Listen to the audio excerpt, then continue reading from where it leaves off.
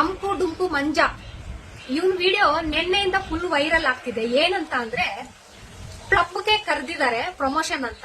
ಇವನು ಹೋಗಿದ್ದಾನೆ, ಅಲ್ಲಿ ಒಂದು ಹುಡುಗಿ ಹತ್ರ ನಂಬರ್ ಕೇಳಿದಾನಂತೆ.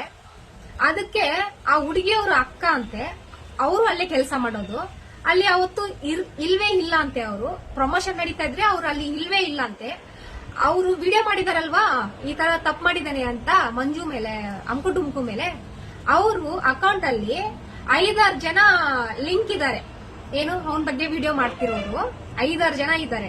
ವ್ಯೂಸ್ಗೋಸ್ಕರ ಮಾಡಿದ್ರ ಇಲ್ಲ ಅವ್ರ ಪಬ್ಲಿಕ್ ಆಗ್ಬೇಕು ಅಂತ ಅವನ ಮೇಲೆ ನಿಂದೆಗಳು ಹಾಕ್ತಿದ್ದೀರಾ, ಇಲ್ಲ ಅವನು ಬೆಳೀತಾ ಇದ್ದಾನೆ ಅವನು ತುಳಿದಾಕ್ಬೇಕು ಅಂತ ಈ ತರ ವಿಡಿಯೋಗಳು ಮಾಡ್ತಿದ್ದೀರಾ?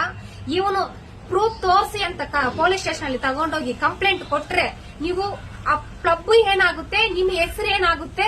ಅವನು ಏನಾದ್ರೂ ಇಷ್ಟು ಅವಮಾನ ಮಾಡ್ತಾ ಇದ್ರಲ್ವಾ ಅವ್ನು ಏನಾದ್ರೂ ಸೂಸೈಡ್ ಮಾಡ್ಕೊಂಡ್ರೆ ಪೊಲೀಸ್ಗೆ ನೀವು ಜವಾಬ್ದಾರಿ ಹಾಕ್ತೀರಾ?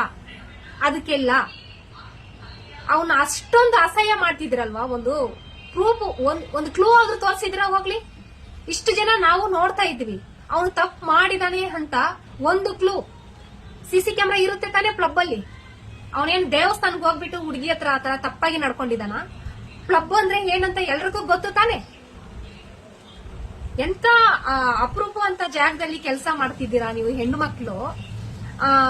ಅಂತ ಮಿಸ್ಟೇಕ್ ನಡೆಯುತ್ತೆ.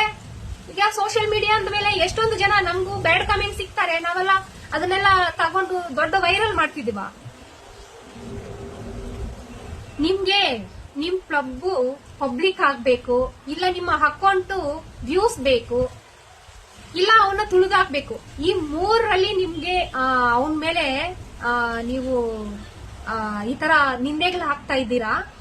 ಇದನ್ನ ಪೊಲೀಸ್ ಸ್ಟೇಷನ್ಗೆ ಕಂಪ್ಲೇಂಟ್ ಕೊಡಿ. ನೀವು ಮಂಜಾ, ನೀನು ಪೊಲೀಸ್ ಸ್ಟೇಷನ್ ಕಂಪ್ಲೇಂಟ್ ಕೊಡು. ಪೊಲೀಸ್ ಸ್ಟೇಷನ್ ಕಂಪ್ಲೇಂಟ್ ಕೊಡಬೇಕು. ಅದು ಪ್ರೂಫ್ಸ್ ಆಗ ಏನಿದೆಯೋ ಅದನ್ನ ತೋರಿಸ್ಬೇಕು ಅವ್ರಿಗೆ.